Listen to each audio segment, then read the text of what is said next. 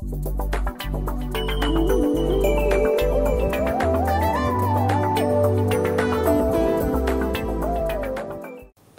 sejahtera.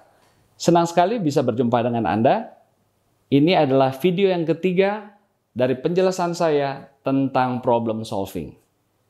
Saya, Samuel Tarigan dari Harapan Bangsa Career Resource Center, akan menjelaskan kepada Anda bagaimana cara membuat keputusan yang cerdas, informed choices. Selamat mengikuti. Kita akan membahas sebuah case study fiktif tentang Kiwi. Ya, Kiwi ini seorang gadis yang senang main sepak bola dan dia meminta izin kepada orang tuanya untuk bisa belajar sepak bola di Brazil, negeri yang sangat terkenal untuk sepak bola tentunya.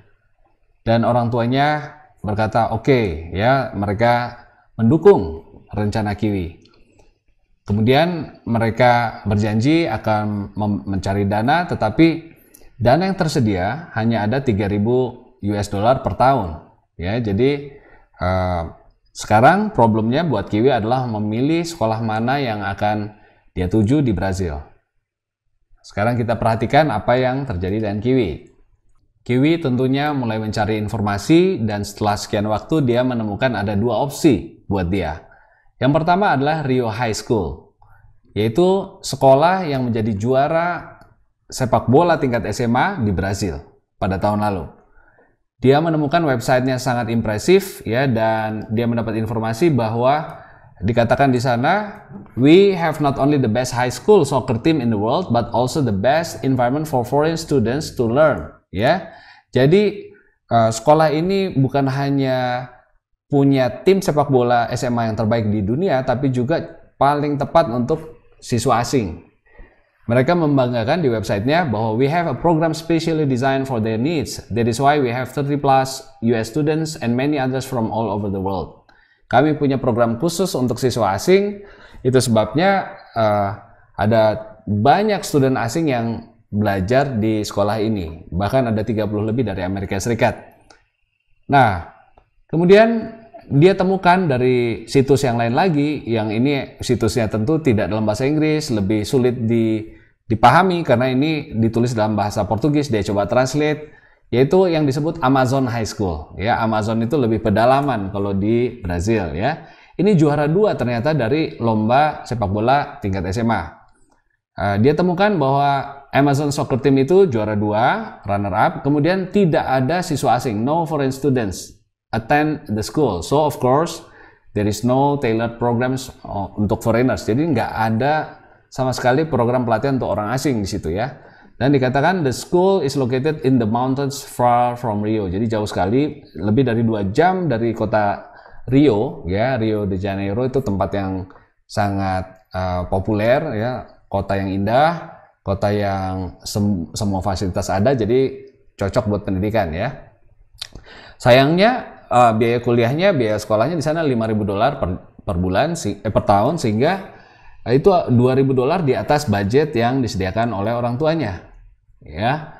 Lalu dia coba membuat tabel ini, ya, menghitung pro dan kon dari masing-masing pilihan, ya, pros dan kontranya, ya. Jadi sesuatu yang positif untuk Rio itu adalah punya tim yang hebat karena juara, kemudian punya program untuk asing, ya. Ini dia sebagai siswa asing akan lebih mudah beradaptasi dan belajar. Kemudian ada di kota Rio, pusat aktivitas di Brazil, kota yang besar. Kemudian juga lebih murah, 3.000 dolar setahun, ya. Dan tidak ada kontranya, semua hanya ada pro. Amazon Pro-nya ini juga punya tim yang hebat, juara 2. Kemudian sayangnya kontranya itulah tidak ada siswa asing, tidak ada program untuk siswa asing.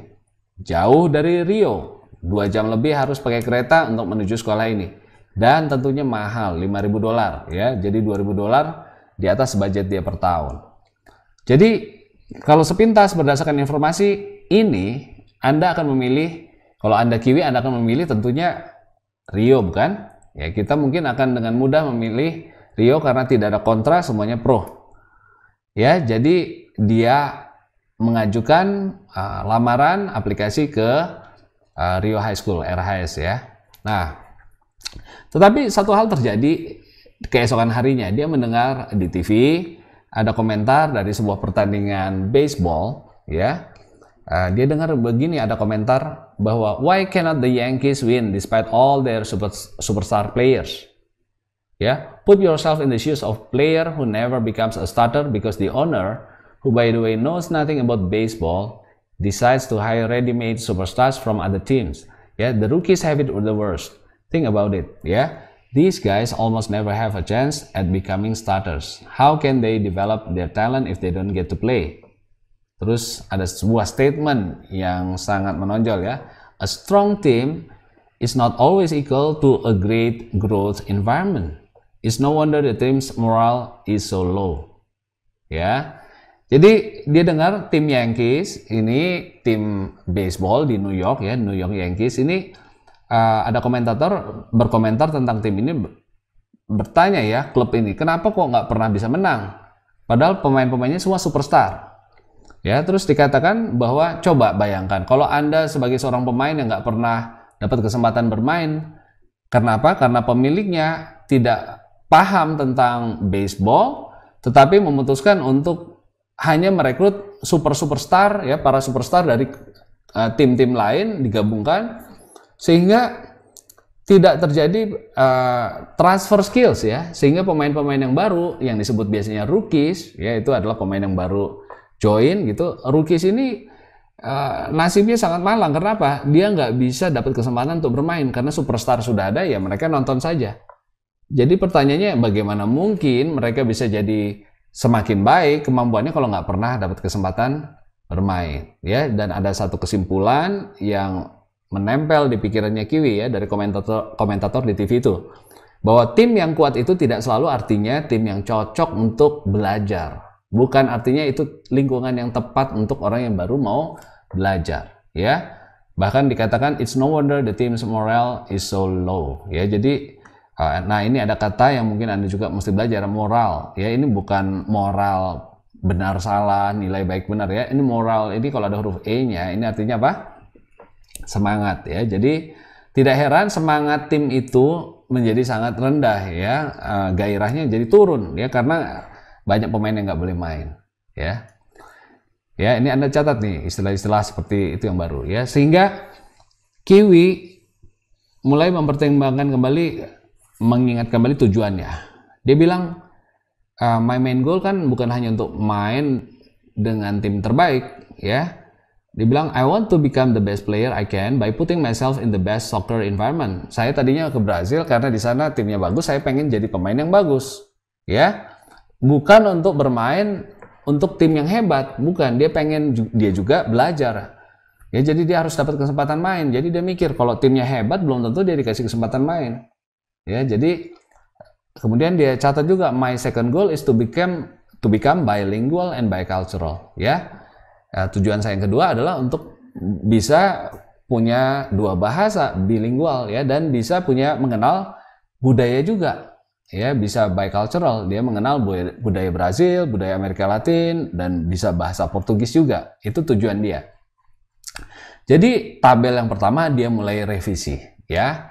Kriterianya mungkin perlu dia tinjau ulang. Nomor satu, apakah itu cocok untuk bisa belajar meningkatkan kemampuan main sepak bola? Dan itu kriteria itu sangat penting. Ya, jadi importance of the criteria juga sekarang dia bobotkan. Bobotin itu sangat penting. Tidak lagi ditanya timnya juara apa tidak. Buat dia bukan itu yang penting, karena dia bukan ingin bermain bersama juara. Dia ingin menjadi pemain yang lebih baik. Jadi itu harus memberikan lingkungan yang bagus untuk bisa belajar sepak bola. Itu diubah, ya, dia mengubah kriterianya. Kemudian yang kedua, tujuan dia adalah untuk mendapatkan lingkungan yang bisa menolong dia menjadi bicultural dan bilingual, ya. Dia bisa menguasai bahasa Portugis, ya, dan juga bisa mengenal budaya setempat. Meskipun tingkat kepentingannya medium, ya. Jadi tidak sepenting yang pertama. Dari segi harga, biaya, nah itu harus tidak lebih dari $3.000 setahun. Dan ini sangat penting, ya, karena kalau tidak ada dana, tentu itu semua jadi tinggal mimpi. Nah, dalam hal ini dia sudah punya data RHS 3.000 dan Amazon 5.000. Jadi hanya dapat 2 skor, di sini 3, ya. Dan untuk 2 hal ini dia belum dapat informasi. Kemudian lokasi. Tadinya dia menganggap lokasi itu penting, kalau bisa dekat Rio. Tapi dia coba timbang ulang lagi, kalau dia harus memilih mungkin kriteria ini tidak terlalu penting. Ya, jadi yang menarik dari tabel ini sekarang ada pembobotan. Tidak semua bisa kita raih sekaligus. Kadang-kadang ada yang harus kita korbankan. Ya, dalam hal ini tujuan utama harus tetap yang utama. Ya, menjadi lebih baik dalam main bola. Nah, ini sebuah tindakan yang cerdas dalam merevisi bobot kriteria. Ya, yang utama berikan bobot yang lebih besar. Nah, lokasi buat dia sekarang tingkat kepentingannya very low. Ya, dan Rio dapat nilai 4 karena memang posisinya di Rio sendiri. Sementara Amazon High School itu cuma 1+ ya, karena harus 2 jam dengan kereta ke tempat lain. Nah, jadi sekarang pertanyaannya, dia belum tahu faktor-faktor apa sih yang menyebabkan sebuah lingkungan itu cocok untuk belajar sepak bola, ya. Dan sekolah mana yang sebenarnya lebih bagus untuk belajar, Amazon atau Rio, ya, untuk dari segi memberikan kesempatan belajar. Kemudian apakah Rio program yang ada di Rio High School, ya, program untuk asing itu bagus. Terus dia mulai berpikir, apakah kalau dia punya teman 30 student lain dari Amerika Serikat itu adalah suatu hal yang menguntungkan atau yang belum tentu diperlukan, belum tentu menguntungkan dia. Ya, jadi dia di sana berpikir kritis, dan itu sangat baik ya. Ini adalah salah satu pembelajaran buat saudara untuk tidak mudah langsung menyimpulkan, tetapi berpikir ulang kembali, berpikir kritis.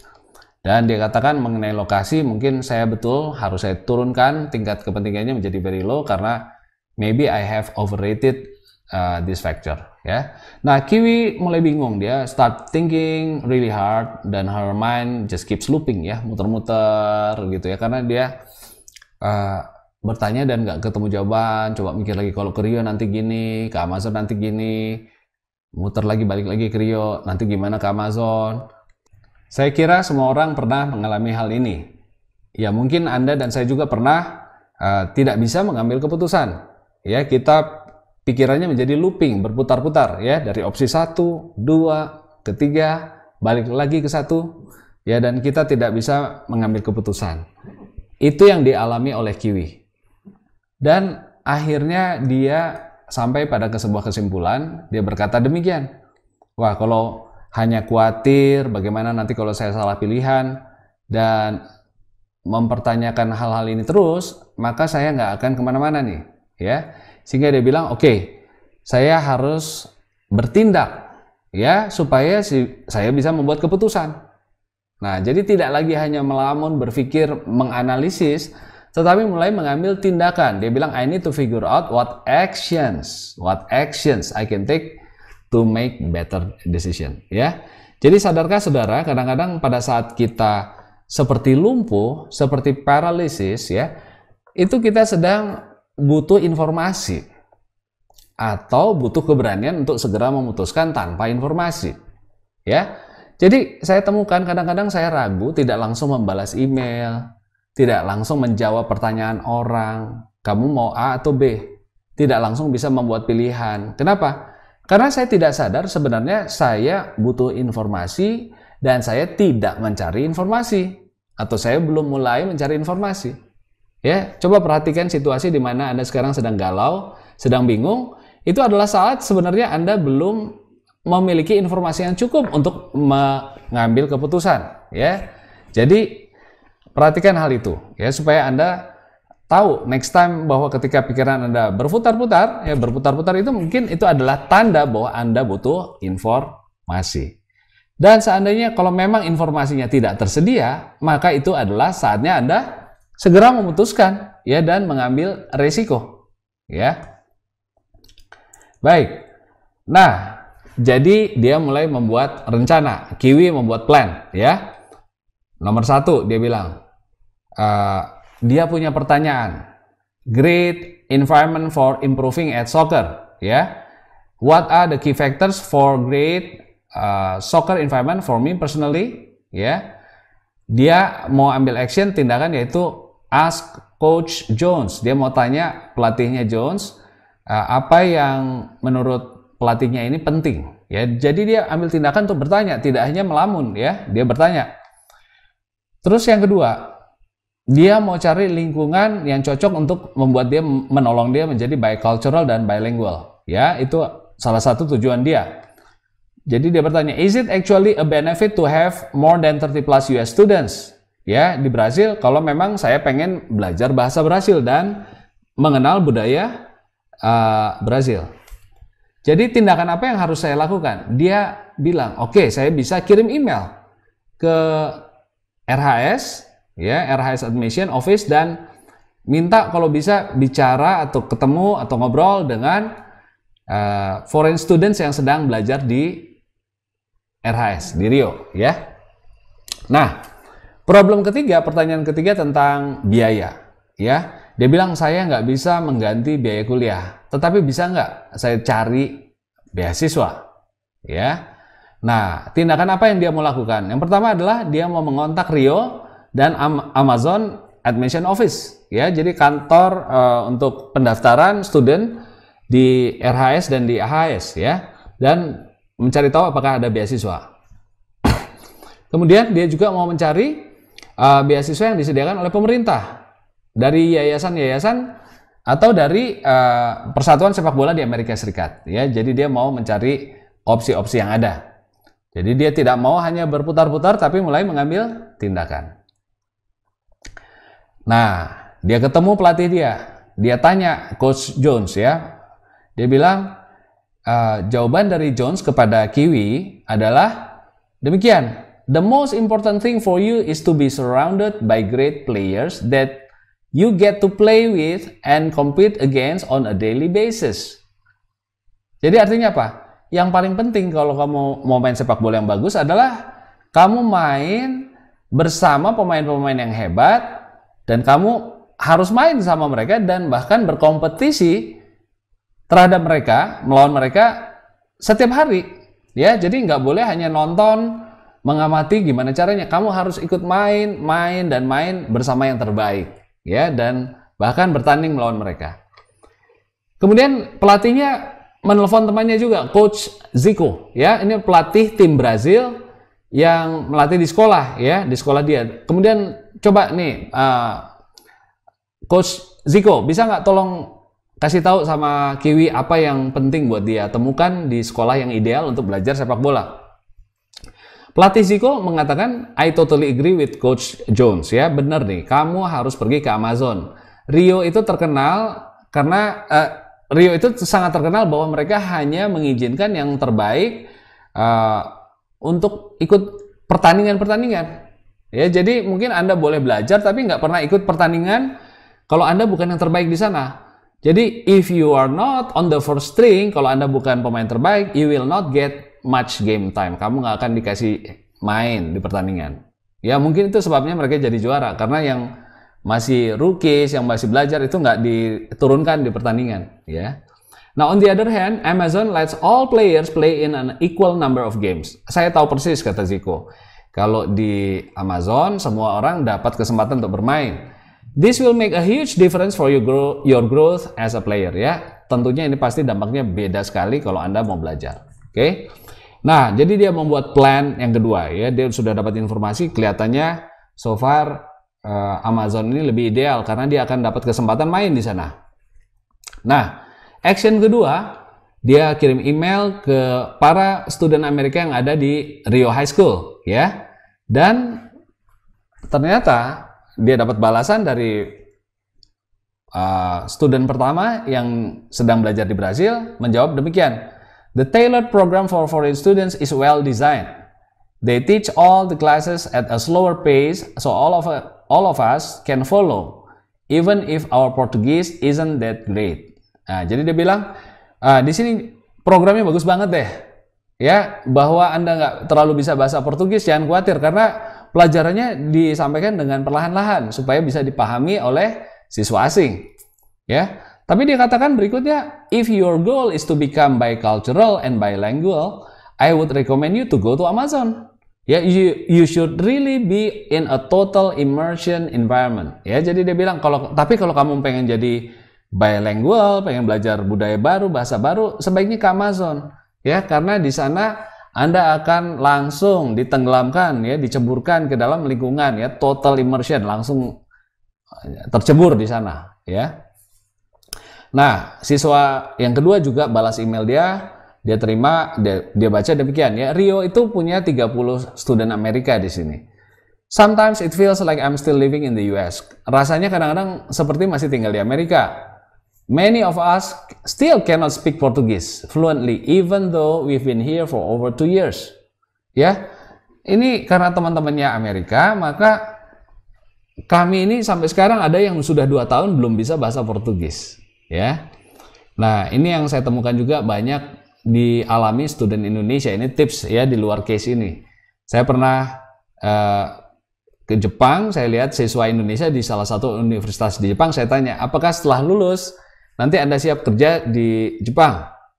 Wah, dia bilang, susah Pak, karena bahasa Jepang kami sih bisa hanya untuk belanja di toko. Tapi untuk bekerja itu kayaknya masih susah Pak. Kami udah berapa tahun di sini, itu masih sangat sulit bisa menguasai bahasa Jepang percakapan sehari-hari untuk bisnis.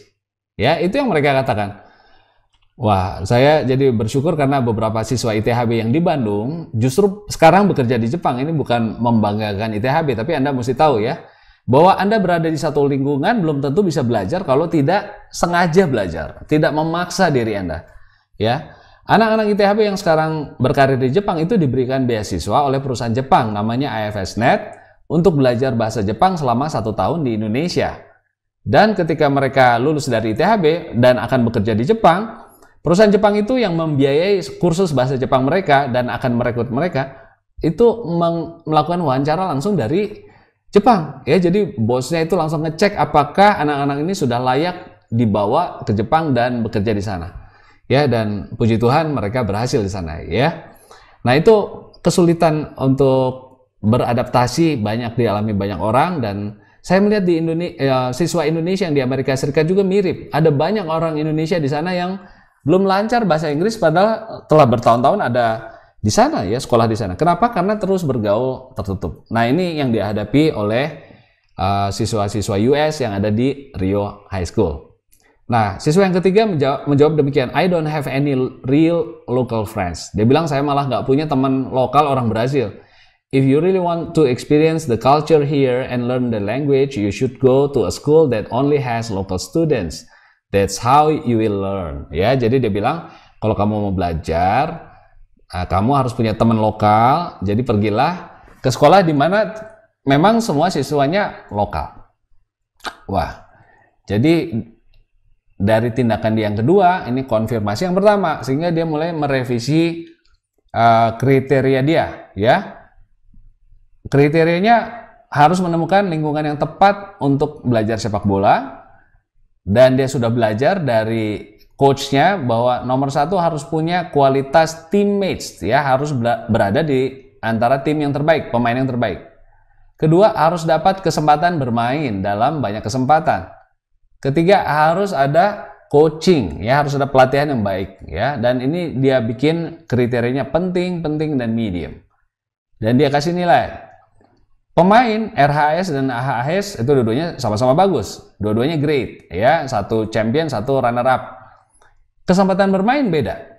Di Rio dia hanya kasih skor 2 ya, tetapi di Amazon dia kasih skor 5 karena dia pasti dapat kesempatan bermain sesuai dengan rekomendasi pelatih Zico ya. Kemudian pelatihan ya, dia bilang pelatih di Rio itu orang-orang terkenal dan mungkin super sibuk sehingga sangat milih ya siapa yang dia mau latih. Tetapi di Amazon pelatih-pelatihnya itu lebih banyak mau spend waktu dengan pemain-pemain yang pemula sekalipun ya. Jadi itu skor yang dia berikan, dan ini dia berikan bobot seperti ini. Kemudian dari segi untuk mempelajari bahasa Portugis dan mempelajari budaya yang baru, RHS hanya 2 poin, Amazon 5 ya, karena semuanya siswa Brazil, tidak ada orang asing di situ.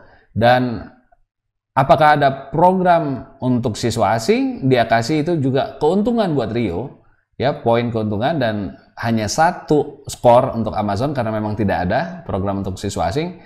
Tetapi itu tingkat kepentingannya rendah ya, karena buat dia bukan itu yang dia cari ya.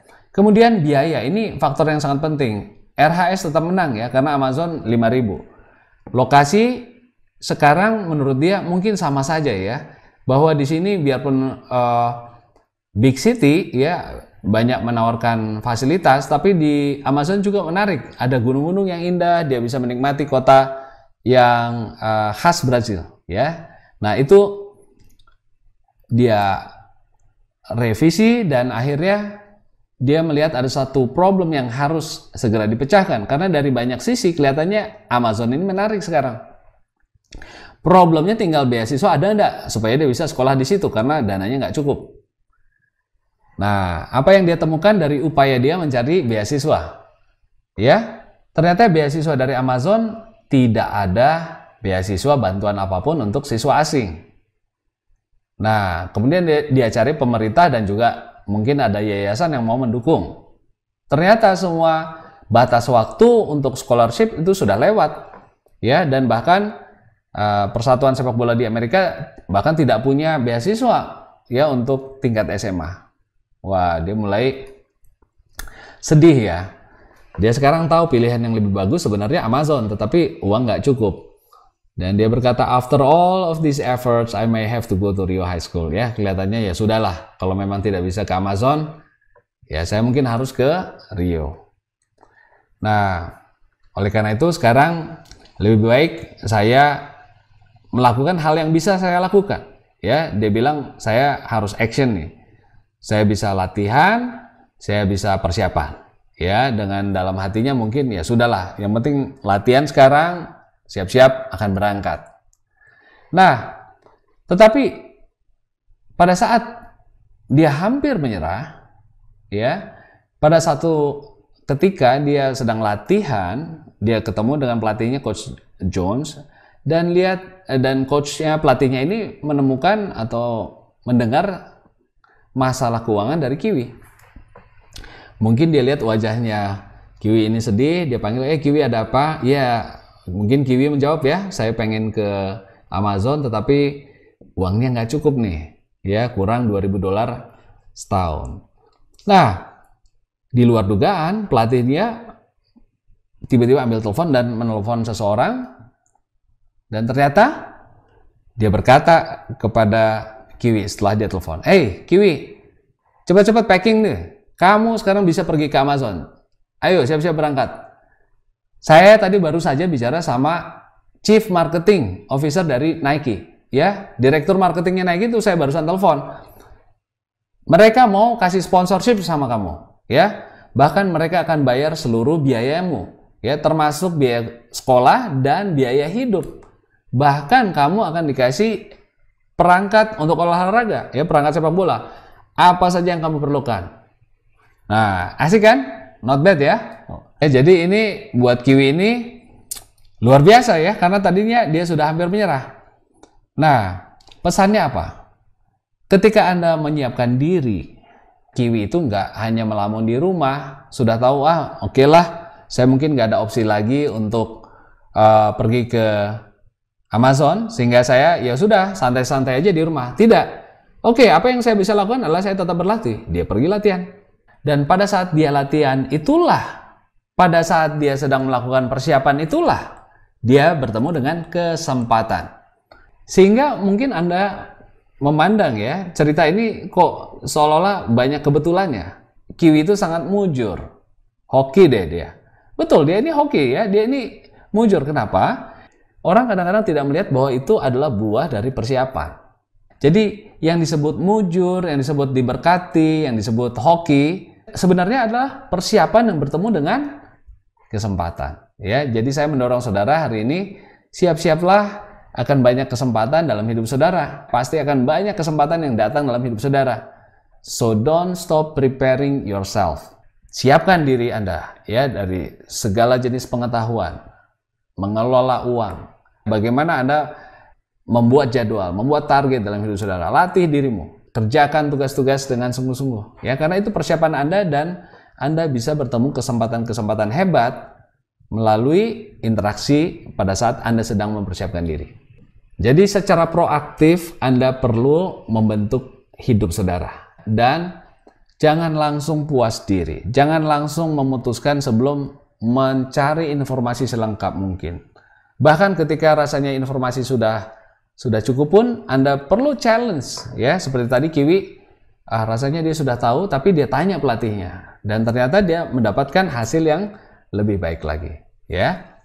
Baik, jadi secara proaktif. Nah, saya ingin bicara sedikit tentang kata proaktif di sini penting. Lawan kata dari proaktif adalah reaktif. Reaktif adalah bertindak karena ada stimulasi dari luar. Ya, entah hal yang menyenangkan atau yang tidak menyenangkan membuat Anda akhirnya bereaksi. Itu sifatnya reaktif. Ya, jadi contohnya anak yang mengeluh, saya ini nggak bisa jadi bisnismen. Kenapa? Karena orang tua saya nggak bisnismen. Itu reaktif. Saya hanya bisa bergerak kalau ada sesuatu yang menyemangati saya, yang memberikan sesuatu kepada saya. Saya tidak bisa bergerak kalau itu nggak ada. Itu orang yang reaktif.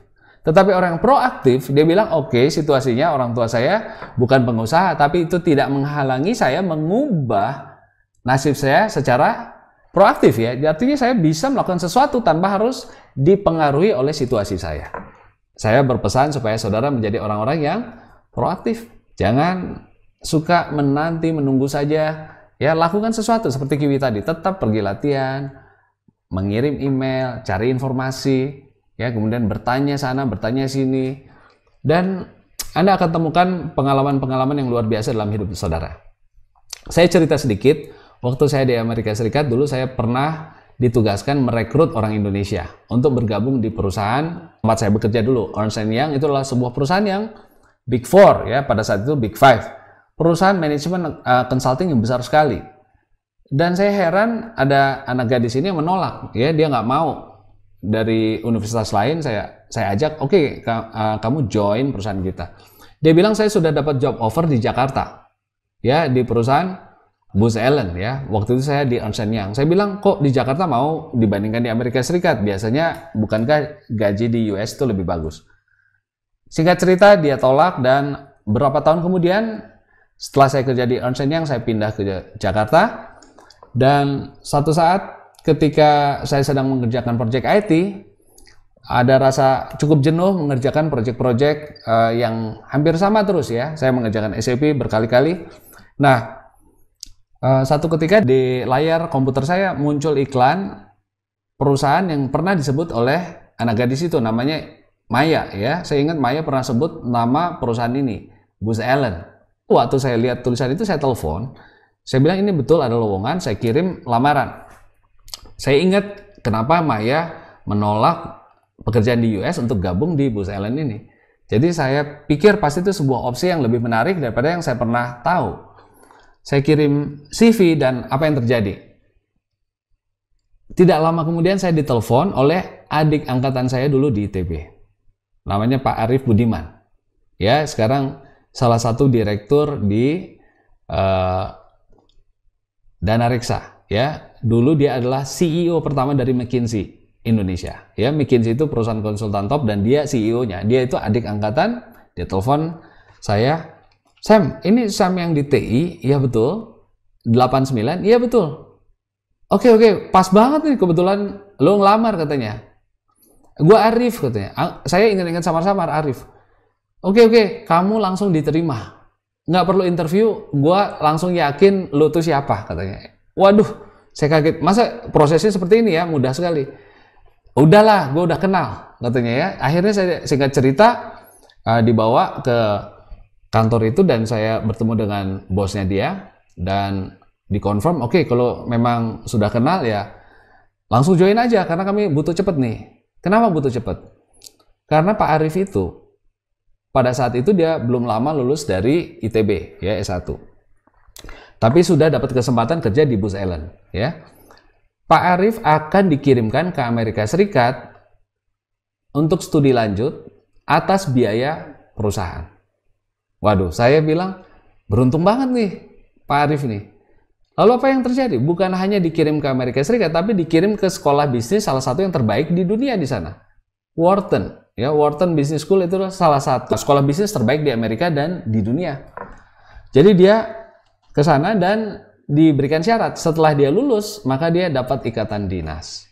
Ikatan dinasnya dia harus bekerja di Booz Allen New York, di Amerika Serikat, yang jauh lebih baik daripada tempat saya di San Francisco pada saat itu ya. Jadi apa yang terjadi? Kok saya melihat dia sangat mujur ya?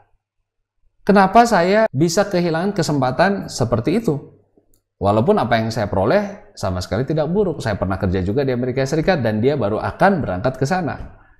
Tetapi saya lihat, saya tidak pernah terbayang bisa disekolahkan masuk ke Wharton, dibiayai, dan akan mendapat kesempatan kerja di salah satu office terbaik di dunia, di New York branch ya, cabang New York dari Booz Allen Hamilton. Itu perusahaan yang sangat prestisius dan di kota yang paling prestisius. Kata orang-orang, kalau Anda bisa menaklukkan New York, maka Anda bisa hidup dimanapun. Anda bisa survive dimanapun. Ternyata, ini bukan masalah pandai atau tidak pandai. Masalah cerdas atau tidak cerdas. Ini adalah masalah Anda punya informasi atau tidak. Pak Arief secara proaktif mencari informasi peluang-peluang apa yang terbaik yang tersedia buat dia sebelum dia lulus dari ITB. Saya pernah cerita sama saudara, ketika saya lulus saya belum bikin plan. Ya, saya lulus, saya lihat papan pengumuman di Tata Usaha ada 3 lowongan, IBM, Anderson, dan ada Citibank. Dan saya melamar tanpa sebuah cita-cita yang terlalu jelas, plan yang jelas untuk karir ke depan. Dan saya sadar di sanalah akar masalahnya. Bahwa saya lebih reaktif, kalau ada peluang yang datang maka saya akan ambil. Tetapi saya tidak mengejar peluang itu secara aktif. Ya. Dan sekali lagi saudara-saudara ya, buat Anda peserta kuliah ini, tidak selalu yang paling pintar yang berhasil. Tetapi orang yang semangat, yang proaktif mengubah situasi dia, tidak menyesali situasinya, tidak banyak menyalahkan orang lain, tetapi rajin mencari informasi. Tidak sembrono, buat hipotesa, buktikan dengan data, ambil tindakan, berani merevisi kriteria, berani mencari informasi baru, ya. Tidak cepat langsung menyimpulkan, tapi mengumpulkan banyak informasi dan tidak berputar-putar di tempat. Ambil tindakan. Itulah yang akan berhasil, ya. Jadi apa yang saya sampaikan pada kesempatan ini sesuatu yang menurut saya sangat berharga dan harus Anda perhatikan dengan sungguh-sungguh. Jadilah orang yang proaktif. Jangan banyak menyalahkan siapapun, ambil tindakan. Jangan terlalu banyak menanti. Ya. Jadi pesannya satu, spend less time worrying about things. Spend more time thinking about actions you can take to get closer to your goals. Jangan banyak berpikir tentang kalau gini gimana ya, kalau gitu gimana ya, resikonya gimana ya. Lebih baik Anda berpikir tindakan apa yang bisa saya kerjakan sekarang. Ya, lalu lakukan. Kedua, jangan ragu untuk minta nasihat. Saya percaya kasus Kiwi fiktif ya, kasus Pak Arief yang real, dia dapat informasi tentang Booz Allen. Maya juga tahu tentang Booz Allen karena dia banyak bergaul dan banyak menerima informasi dan nasihat. Ya, you don't have to figure everything out on your own. Tidak selalu harus kita temukan sendiri. Kita bisa tanya orang yang lebih senior, minta pendapat mereka. Pak, menurut Bapak ini bagus nggak? Ya, saya temukan di THB orang-orang yang paling berhasil adalah orang-orang yang sering bertemu dengan dosen. Ya, setelah kelas dia nggak langsung menghilang. Dia datang kepada dosen, Pak, saya punya gagasan bisnis seperti ini. Menurut Bapak itu bisa dilaksanakan nggak? Ya, orang-orang seperti ini yang berani mendekat, yang berani minta informasi, mereka lah yang akhirnya paling maju. Karena itu sudah menjadi karakter mereka untuk belajar dari orang yang sudah lebih dahulu, lebih senior, yang lebih berhasil daripada mereka, dan mereka suka belajar daripada orang-orang tersebut. Sehingga tidak heran banyak ilmunya yang diserap oleh orang-orang yang lebih muda ini. Ya, jadilah orang yang suka belajar, minta nasihat. Challenge your own thinking process and your conclusion. Ya, selalu coba di-challenge lagi ya. Kalau Anda sudah berpikir, udah punya alur berpikir, sudah punya kesimpulan, coba jangan langsung puas diri, coba dilihat lagi ya. Dan tanyakan hal-hal ini. Jadi bukan hanya muter-muter ya, artinya ragu. Bukan berputar-putar dan bukan ragu maksudnya. Waktu Anda challenge, Anda harus tanya ini, apa pro kontranya? Tindakan apa yang bisa menambah pro-nya dan mengurangi kontranya? Oke, Waktu Anda pikirkan, jangan pertanyaan kedua Anda muter lagi ke daftar yang sama, masih sama. Tanya, apa pro-konnya dan bagaimana saya bisa tambah pro-nya, saya bisa kurangi kontranya. Ya, jangan langsung terima, karena itu bisa digeser, bisa diubah. Proaktif, remember, you can change the situation. Seperti waktu kasus bagaimana Anda bisa meningkatkan band Mushroom, ya, masih ingat, dia nggak bisa bikin website, dia nggak bisa bikin poster, tapi dengan minta tolong, dia bisa mengubah sesuatu yang sulit jadi lebih mudah. Ya, jadi itu. Kemudian, what are the specific criteria should I be using? Ya, jadi kriteria, ingat tadi, Kiwi selalu merevisi kriterianya. Jangan sampai kita buat keputusan menggunakan kriteria yang keliru. Atau menempatkan bobot yang terlalu penting, padahal bukan itu sebenarnya tujuan Anda. Ya, jadi contoh Kiwi tadi, jangan-jangan kalau kita tidak sadar, kita mementingkan, wah yang penting saya ke Rio. Ya, saya bisa jalan-jalan di sebuah kota yang indah. Ya, padahal tujuan kita ke sana bukan mau jalan-jalan. Ya, jadi belajar untuk mengutamakan yang utama. Ya, is my evaluation correct, accurate, up to date, unbiased? Ya, jadi coba belajar objektif. Betul nggak? Akurat nggak penilaian saya? Up to date nggak? Jangan-jangan itu penilaian dulu. Ya, apakah itu tidak bias? Bias itu artinya cenderung tidak adil, ya. Artinya saya sudah punya preferensi, keinginan tertentu, lalu saya membuat penilaian yang nggak fair. Kemudian tindakan apa yang bisa saya lakukan untuk meningkatkan daya tarik dari pilihan-pilihan yang saya miliki, ya. Dan jangan menanti terlalu lama. Ambil keputusan dan bertindaklah, ya. When you can have no more useful information and when you are already authorized to do so. Ya, kalau nanti Anda menjadi manajer, sudah dikasih wewenang untuk memutuskan, jangan ragu. Putuskan dan bertindak. Ya. Ingat, kalau sudah tidak ada informasi lagi yang bisa kita kumpulkan, itu adalah saatnya membuat keputusan. Ada banyak situasi di mana Anda nggak akan dapat informasi yang pasti. Ada banyak ketidakpastian. Dan itu tidak boleh jadi alasan buat Anda tidak mengambil keputusan. Kalau gini gimana? Kalau gitu gimana? Itu jadi orang yang ragu. Ya. Jadi biasakan kalau kita sudah tahu semua informasi sudah di tangan, udah up to date, ya, data-data sudah ada, dan rasanya masih ragu, ya, nanti masih ada ketidakpastian. Saya mau sampaikan bahwa ketidakpastian selalu ada. Jadi itu Anda sudah sampai pada titik di mana Anda harus ambil keputusan. Ya, sadari. Kalau tidak ada informasi, putuskan. Kalau ada, cari. Ya, itu prinsipnya. Terima kasih atas perhatian Anda. Saya percaya Anda telah belajar begitu banyak hal dalam mata kuliah Core Skills dan Karakter, khususnya dalam beberapa sesi di mana saya boleh menjadi pengajar Anda.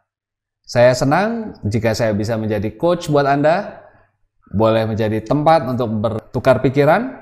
Saya berharap kita bisa bertemu dalam banyak kesempatan ke depan, sehingga Anda bisa menyerap banyak pengalaman, menyerap banyak pengetahuan, supaya Anda bisa sukses dalam studi Anda, dalam karir, dan bahkan dalam bisnis Anda di masa depan.